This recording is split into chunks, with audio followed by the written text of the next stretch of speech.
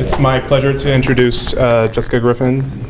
She is the former president of the SSA at Indiana University and a fellow lover of animals like myself. She's going to be talking about how to get free stuff for your group. So help me welcome her.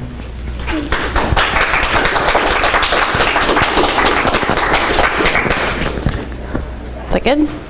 Okay, so like it says, I'm going to be talking about how to get free stuff for your groups. Student groups run on pretty tight budgets, which I'm sure you all know. And using all your resources is a good thing to have whatever you do after college. Okay, so a little bit about me. So my name is Jessika Griffin. I am an SSA regional campus organizer. Over the past year, that region has been Indiana, Illinois, and Kentucky. But to remain in compliance with phase 2 of my plan for world domination, I'm expanding into Ohio and Michigan. And yeah, I was very active all 4 years at the SSA affiliate at Indiana University. You can feel free to email me, note the spelling of my name, and on Twitter, SSA Jessika. So I'm going to talk about why should you bother to spend time and resources trying to get free stuff for your group, what kinds of things you can look out to get for free, and where and how to get them. So why would you get free stuff? Some of the reasons would be to get people to your meetings, things like pizza. There are actually other things you can get at your meetings besides pizza, which I will talk about, like burritos even. You still have to run good meetings, so don't rely on food to keep people coming. You have to also have a good group that's worth coming to. Saving your money for other resources, some things you can't get for free, so you might as well look out for the types of stuff that you can get without spending money. Member dues are a good idea, but it's also a good idea to try to use all your resources before reaching out to your members for that. And the stuff we all get, the stickers and pens and things with your group's name on it, those help people feel connected to your group. So being able to give that kind of stuff out is important. So the types of things to look out for are the most exciting one, I think, food. Various materials like office supplies, printed supplies, banners, things to have on your table, magazines. Money, which was a weird gray area because you can buy things with money, but I thought I should include it because there's lots of ways to get grants for free just by filling out a simple application.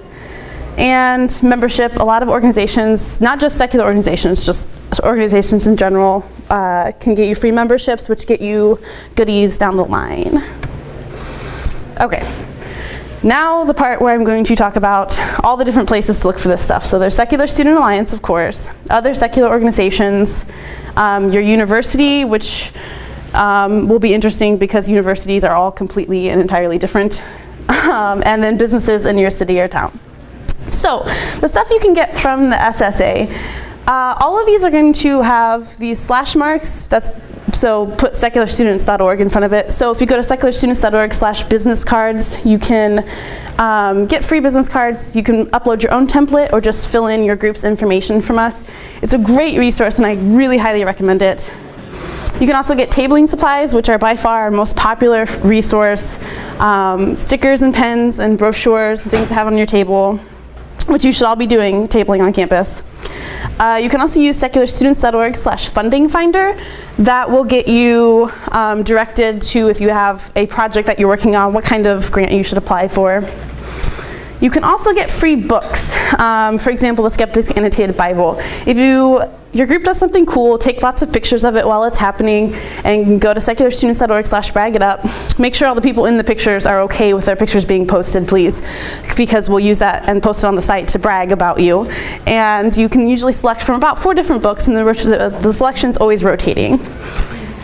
And as students, you may have heard August say last night, your membership to the SSA is totally free. You just need to sign up for it, which is pretty cool.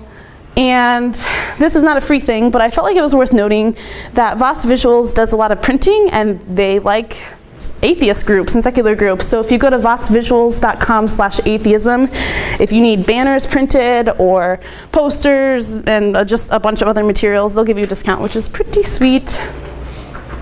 And I also have something really, really important.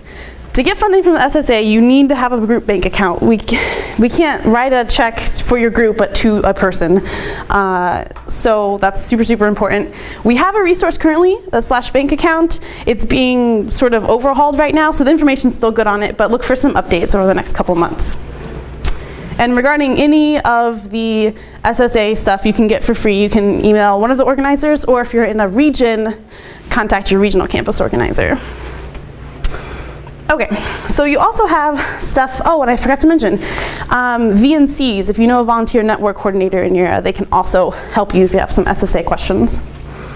Okay, so you can also get some things from other secular organizations that's both national and local. So to give you some examples of places to look for stuff from national organizations, they may not all have things that are specifically for students, but everybody loves students. We all think you're pretty freaking sweet, so they like to give you things.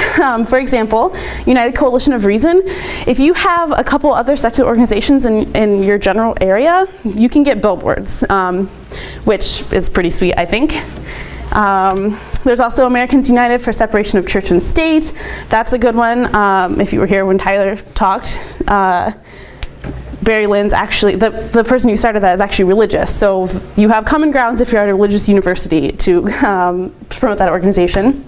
There's also a Secular Coalition for America, Center for Inquiry, Freedom from Religion Foundation, Camp Quest, American Atheist, American Humanist Association, Richard Dawkins Foundation, and Interfaith Youth Corps, which is not necessarily a secular organization, but we have a really great relationship with them, and we like each other, and they're a great organization to work with. And there are a bunch of others. So we offer some materials from them, but in general, like, you can get free speakers from Freedom Religion Foundation. If Camp Quest is relevant to you, you can get lots of materials from them to promote around your school if you've got some families who might be interested in sending their kids to camp. You've also got the nearby ones, which I can only point you in a direction since you're all from different places. With off-campus groups, they're usually listed on meetup.com, and the benefit of having a good relationship with an off-campus group, I'll give you an example.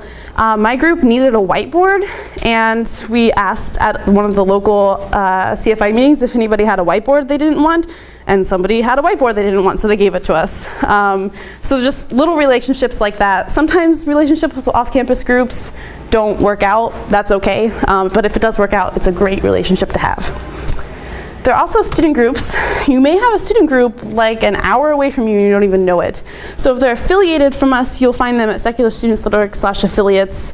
Not every secular group under the sun is affiliated with us, sometimes because they don't know we exist. So if you hear about a high school or a college that has a secular group, you can just reach out to them and let them know you exist, and you can work together, share resources, share money if you want to bring a speaker. Okay, so this is the difficult part, stuff from your university. Some universities are incredibly supportive of student organizations, and some have about 52 layers of red tape to get through.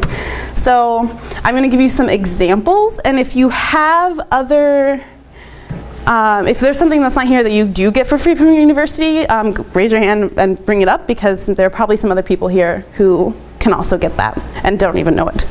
So a lot of times the Student Activity Center or Student Life Office or something with student and some other words in the title can give you money to get to leadership conferences like this one. They can get you storage space. They can just give you lots of stuff. So I think the best thing to do is to go in person to the office, the Registered Student Organization office, and just ask them what you can get for free, because in my experience, email responses don't really ever come. Printing, some student organizations get like 400 pages a semester of free printing, and if you have that available, I'm begging you to please, please, please use it. Make a nice design and print and hang flyers the entire year. Just promote your group the entire year long with those. You can just hand them out at meetings and ask people to hang them up. That's a super, super amazing resource to get stuff for free. And yeah. How worthwhile would you say it is to print flyers in color? That usually yeah, so how worthwhile is it to print things in color? I guess it depends on what it is. I've printed things in color when it was a big speaker or some sort of offhand really cool event, but if it's just general, our group exists. It really depends also how crowded your flyer boards are. If nobody's ever going to notice your black and white poster, maybe it's worth splurging a little bit on printing colored posters. And it's possible you have free color printing too, so you should ask, just in case. Yeah, so definitely use that resource if you have it. Sometimes you can also get food donations. I haven't seen this as often, but the campus dining might give donations for you to get food for your meetings. Like I said, I haven't seen that often, but it's definitely worth asking to save you some money. And storage space, it seems like a lot of groups can get cubbies in their student union. That's much, much, much better than putting all your stuff in your president's car trunk. I promise, even though it seems easy, it's not easy after a while. And also departmental funding. An example of that is when I was a senior, we brought Mandisa Thomas, and we wanted to print cool posters but had no money to print cool colored posters. So we reached out to the African American and African Diaspora Studies department, and they printed like 200 tabloid-sized colored posters for us to use, which was amazing. So reaching out to departments that have something in common, if you're bringing a speaker for Darwin Day, maybe the biology department can get you pretty cool free stuff. So you don't have to spend money on color printing. Okay, so local and chain businesses that are in your city, you can get a lot of things from them. For example, food is the most obvious one. Chipotle donates burritos, Jimmy John's will donate stuff. It seems like a lot of pizza chains have a quota, a monthly quota of donations, so you can just call Domino's or whatever. Yeah, no, really, they do. You can call Domino's and say, I'm with a student organization at the university, we have a meeting next week, can you donate 10 pizzas for it or whatever, and they usually can. So that one's easy. Chipotle is a little trickier and some of the other ones. This is the type of form that you would have. They all look basically the same. You fill out the same kind of information. Some require tax information, so you might need to reach out to university or wherever your bank account is to get that. Chipotle requires 12 weeks in advance, so if you want to have a cool, awesome kickoff meeting to the year and you want to have burritos, think about that ahead of time. But in general, it's not too hard. It just takes a little bit of time filling out a form.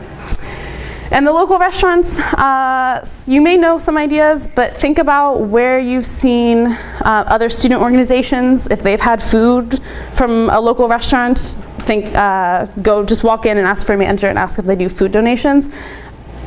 That's just, if they say no, oh well, but they might, so it's pretty easy to find out. And I'm sure you all know how to Google. I found all of the forms I needed by doing restaurant name food donations. It took me straight to the page. You can also get money. Have any of you done dine and donate events? No, okay, so it takes a little bit of planning, but I think they're really great events to have. Chipotle does them, Noodles and Company does them, gobs and gobs of other restaurants do them. You basically go in and set up a night, usually like a Monday or Tuesday when the restaurant isn't busy, and you either get a cut of all of the food, the money made all of that night, or just from people bringing in flyers. So you just set up a night with the restaurant. Sometimes you need to have tax information, which seems scary, but it's totally not scary at all. And they just write you a check at the end of it. So the same thing applies. You need to have a group bank account for that. And a resource is in the works. I'm making a step-by-step process to make that easier. Right, so let me go back a second. Well, right, so you'll just have to do the same thing as when you check for restaurants that offer donations. You can just type in dine and donate, or sometimes they go by other names, but I find dine and donate the most often, and Google it with the restaurant name. So all the places that you can get free stuff to go over: Secular Student Alliance, which you can find most of the things I mentioned at secularstudents.org/services. Other organizations, you can find some of that on secularstudents.org/partners, and also remember meetup.com.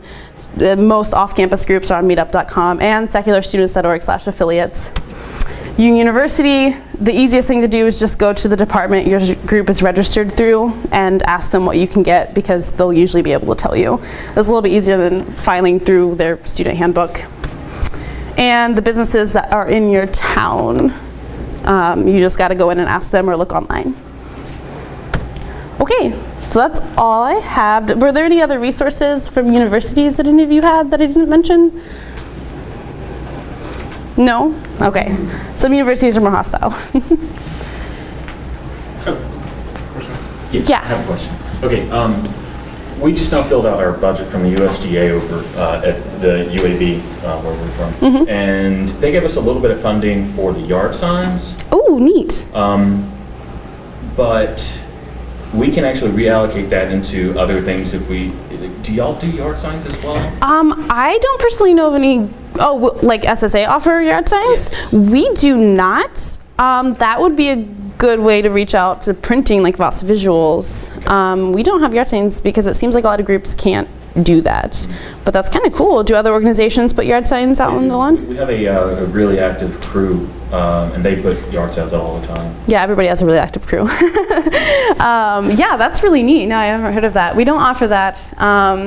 But you could shop around and see if you can find reasonably, in my experience, yard signs are very expensive, but if you could find reasonably priced ones and allocate that funding elsewhere, that might be a good idea.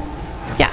Regarding the Dine and Donate, how would you go about finding a restaurant that would be willing to partner with? Do you just go around asking restaurants? So for chains, it's not that hard. Like, they just don't want you to be a religious organization, which you're not. So yeah, for chains, it's not hard at all, really. For local restaurants, I guess it sort of depends on your area. If you're in a very conservative area, I guess it's possible you might have difficulties. I don't really know what the legal situation would be there because it's their private business. I guess they don't have to give you things or sell you things if they don't want to. I don't know. So I guess it would sort of depend on your area. I haven't had difficulties with it, but I also live in a liberal utopia, so. Is there like an online forum or? For chains, it's usually an online form, like the Chipotle one, Noodles and Company is an online form. Both of those require tax information, I think, so you'll just have to talk to your university or bank, or us if you have questions. Some of them want you to fill out a paper form. Jimmy John's usually likes you to go in and talk to them. And then for the local ones that aren't chains, I would just go in and ask for a manager, and they'll be able to walk you through it. Gordon. Yeah, some schools actually have pre-approved like local businesses that will do percentage nights like that. And sometimes there's actually a roster somewhere on your school website that runs through like the student organization office or something. So it's just worth checking with your student life person because they might actually already have a list. Yeah, so for the video, that some schools have a specific list of approved dine and donate locations, and so you can ask the student life or whatever office if they have that list. Anybody else? Okie dokie. All right, let's give a final hand for Jessica.